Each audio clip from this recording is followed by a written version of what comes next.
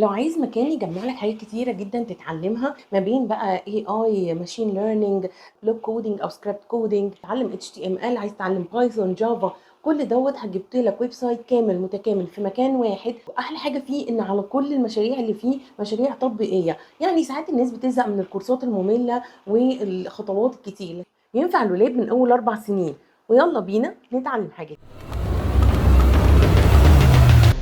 اهلا بكل اصحاب المبرمجين. الحلقه بتاعت النهارده هنعرفكم على ويب سايت بصراحه هو خطير فعلا جدا من ناحيه الاكتيفيتيز اللي بيقدر ان هو يقدمها، واحلى حاجه ان هو ينفع للولاد من اول 4 سنين لحد اي حد عايز يتعلم في البرمجه. يلا بينا نبدا. زي ما احنا شايفين كده الويب سايت اسمه computerscience4all.org. طبعا هتلاقوا اللينك موجود في الوصف. اول ما نفتح الويب سايت بتاعنا هنلاقي بالظبط كده الاور اوف اي اي اكتيفيتيز، كل الاكتيفيتيز اللي خاصه بالارتفيشال انتليجنس الذكاء الاصطناعي، وليجاسي اور اوف كود اكتيفيتيز. الليجاسي اور ديت الحاجات اللي كانت موجوده قبل كده من زمان، يعني من سنين اللي فاتت. على الشمال هتلاقي في الايدج، نقدر ان انت تحدد العمر بتاع ابنك وعلى اساسه هيطلع لك المشاريع المفروض ان اللي في سنه ان هو يعملها. التوبيك كمان، يعني لو انت عايز توبيك معين مع عمر معين تقدر ان انت تحدده. ايه نوع الاكتيفيتيز اللي انت عايز ابنك يمارسها النهارده. يعني دوت كمان بتساعدك ان انت تقدر تعمل له جدول كل يوم يعمل فيه مشروع معين، ودي بتبقى فكره حلوه جدا خاصه في الاجازه، ان الولاد ازاي ان هم يستفيدوا من الوقت بتاع الشاشات. ممكن تنقي بروجرامينج لانجوج، ممكن تنقي التول بتاع الاكتيفيتي بتاعها اذا كان ساعه او اطول او اقصر، ممكن تنقي اللغه لو انت عايز تغير اللغه، ممكن تنقي ان لو كمان المدرسين عايز حاجه للكلاس روم ولا عايز لا مش لازم تكون للكلاس روم، لان في حاجات فعلا بتبقى متخصصه اكتر للمدارس. حتى انك تقدر كمان تنقي لو انت معجب بشركه معينه او عايز مثلا حاجات خاصه بشركه معينه زي كود دوت اورج او مايكروسوفت ميك، تقدر ان انت تختار شركه معينه من الليسته الطويله يطلع لك الشركه ديت ايه المشاريع اللي هي نفذتها. نشوف مع بعض شويه مشاريع من اعمار مختلفه. اول مشروع لينا اللي هو كود مونكي جونيور للاطفال الصغيرين. حلو جدا ولذيذ جدا، تقدروا ان اولادكم كمان يعملوه، يقدروا ان هم يعملوه من على التابلتس، ممكن يقدروا ان هم يعملوه من على الكمبيوتر تاتش سكرين. انا دايما بنصح ان الاولاد الصغيرين يستخدموا اي حاجه تاتش، بتبقى اسهل لهم صراحه في الاول، هم لسه صغيرين مش عارفين قوي ان هم يستخدموا الماوس والكيبورد، بس في نفس الوقت ما تاخروش الاولاد قوي انهم يتعودوا على الماوس والكيبورد، لان ده انا شفت طفلات كتيره جدا لما بيكبروا شويه مبيبقاش فعلا عنده 12 سنه كده ومش عارف يمسك الماوس ازاي او يستخدمه. لو بصينا كده مع بعض على الشاشه هتلاقي ان هي الفكره بتاعته بسيطه جدا، ان هي بتعلمه الفكره بتاعت البلوك كودنج، يروح يمين ولا شمال. دي حاجه مهمه قوي، بتعلم الولاد الرايت والليفت. بتعلمه كمان فكره ان انت محتاج كام خطوه عشان توصل للهدف اللي انت عايزه. اهم حاجه ان انت بتاخد الثري ستارز لما بتحقق مش بس ان هو يوصل للبوكس، لا انت بتاخد 3 ستارز لما يوصل للبوكس ولما يستخدم العدد الصحيح من البلوكس اللي المفروض يستخدمها. يعني لو هو المفروض يستخدم 3 ويستخدم 5 مش هاخد ال 3 ستارز، لان دايما بنقول ان لازم الكود بتاعنا يبقى افكتيف. الافشنسي مهمه جدا والتايم كونسيومينج. فكرته حلوه جدا واتمنى ان انتم كلكم تجربوه وتتابعوا لنا تطبيقاتكم. المشروع اللي جاي معانا هو من جوي سكولر. في جوي سكولر النهارده هيخليك انت المدرس، هتعلم الاي اي توبكس هو هيديها لك، وهشوف اذا كنت انت فاهم التوبكس دي وتقدر ان انت تعلمها ولا لا.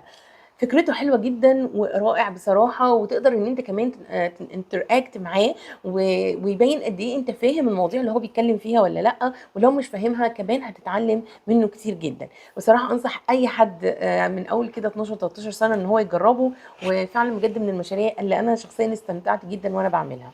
المشروع اللي بعده بيكلمنا على قد ايه ان الاي اي بيعمل حاجات ممكن تكون خادعه ومش حقيقيه، وطبعا ده اكيد احنا شايفينه في كل الايمجز اللي موجوده حوالينا، وقد ايه ناس بيطلع لها فيديوهات ما بتكونش هي اللي مثلت فيها. فهسميه تو تروثز اند اي اي، يعني في واحده تو تروث اتنين صح، وفي واحده اي اي مش حقيقيه. هبتدي اعرض لك صور كتيره جدا من افلام، وتقدر ان انت تشوف اذا كنت هتعرف مين الحقيقي، الاثنين الحقيقيين، وتعرف تطلع الفيك وان اللي هي اللي معموله بالاي اي ولا لا. بصراحه فكرته رائعه جدا، وممكن اطفال كتيره جدا من اول اظن 8 او 9 سنين يقدروا ان هم يستخدموه. هيستمتعوا جدا وهم بيعملوه، هيفهموا اكتر ازاي ان الاي اي يقدر ان هو يكون ديسيفر، يعني يفهموا اكتر فكره ان الصور اللي بتتعمل بالاي اي مش حقيقيه، وازاي تقدر ان هي تكون خادعه في منتهى السهوله. نيجي بقى للمشروع بعد كده، ودوت عايز ولاد كبار شويه. هنتعلم ازاي نعمل جيم بالبايثون. هنستخدم هنا الويب سايت اللي هو كودستر، وهتمشي فعلا بجد خطوه بخطوه حلو جدا، وتتعلم كويس قوي منه بايثون عن طريق ان انت هتعمل فعلا الجيم دي. في الاول احنا نشوف الجيم شغاله، وبعدين هيبتدي يقول لك ادخل على الجيم نفسها. لما تدخل على الجيم هيبتدي فوق انستراكشنز بتديك خطوه بخطوه، وعندك كمان النقط اللي فوق دي بيديك انت وصلت لاني مرحله. هتتعلم حاجات كتيره جدا منه لو انت ابتديت في البايثون، وحتى لو ما بداتش انت تقدر ان انت تتعلم فيه، بس لو بدات هيبقى بالنسبه لك فعلا بجد اضافه كبيره جدا في رحله البايثون التعليميه بتاعتك. طبعا المشروع معانا هو من كومبيوت اي تي. الحقيقه المشروع دوت من اكتر الحاجات اللذيذه اللي انا قابلتها، اللي هي تقدر ان تعلمك البرمجه بطريقه ذكيه جدا، ان هي تفهمك اللوبينج، تفهمك اللوبس اللي جوه بعض. ان هي فكرته ان زي ما انتم شايفين كده المراحل بتاعته كتير جدا. بتبدا ان انت كل مرحله بيبتدي يقول لك تدوس على زراير معينه على الكيبورد، او ممكن كمان على التابلت بالباد بتاع التابلت، اب وداون ورايت وليفت.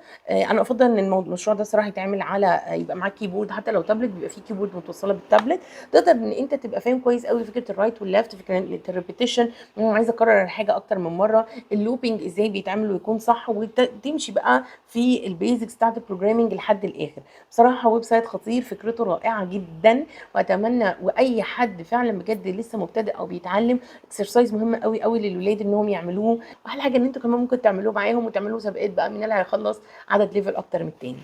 نيجي بعد كده بقى هنعمل هندخل على تينكر، وعم تينكر مقدم لنا من الويب سايت دوت ازاي ان انت تعمل حاجه باستخدام الاي اي عن طريق عن طريق الفروت نينجا. هنعمل الفروت نينجا، كلنا عارفين كده لعبه فروت نينجا، اللي هي انت بتقف وتقطع الايه، تقطع الفاكهه دي بايدك.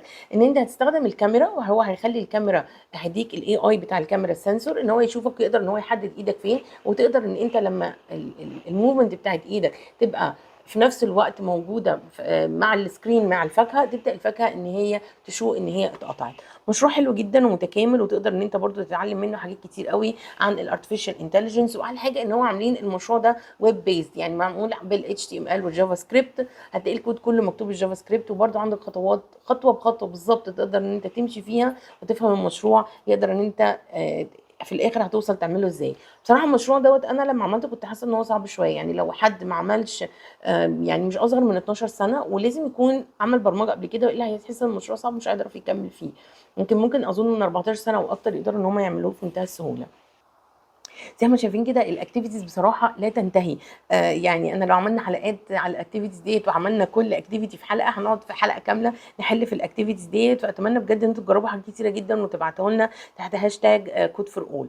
لو احنا بقى عايزين نتعلم اكتر عن الماشين ليرنينج، وتقدر ان انت بقى تنزل توبيك بالذات، خاصه مثلا لو حد يقدر تطبقوه مع الولاد، يعلمك اكتر عن الماشين ليرنينج ماجيك.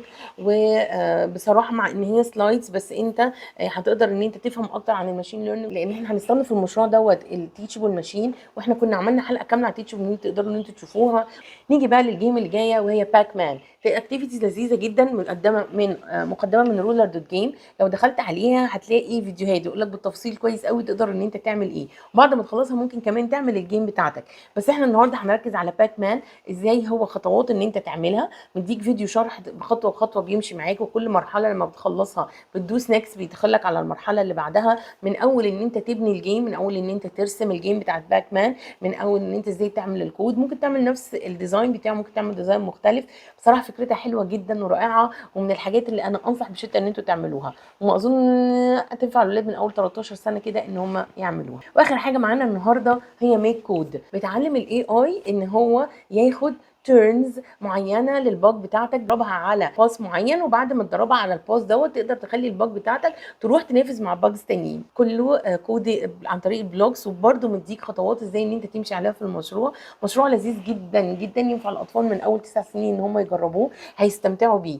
المهم ان احنا ممكن ان احنا نعمل لاولادنا جدول لذيذ جدا يقدروا ان هم يعملوا كل يوم اكتيفيتيز من دي، هيستفيدوا جدا من الاجازه، هيطلعوا كمان متعلمين حاجات كتيره جدا عن الارتفيشال انتليجنس، عن الماشين ليرنينج، عن الكودينج. لو كمان يقدروا ان هم يستخدموه المشاريع اللي خاصه بالتينكر، وفي حاجات كمان خاصه بالديزاين. يعني انا الحقيقه لو هخطي كل مشروع موجود على الويب سايت دوت هنعمل حلقه، مش عارفه هتبقى حلقه ايام، مش هتبقى ساعات. ما حبيتش ان انا اطول عليكم، بس حبيت ان انا اقول لكم واعرفكم على الويب سايت دوت. مستنيين تطبيقاتكم على هاشتاج كود فور اول. ما تنسوش تعملوا لنا لايك وشير وسبسكرايب في القناه بتاعتنا. هابي كودينج.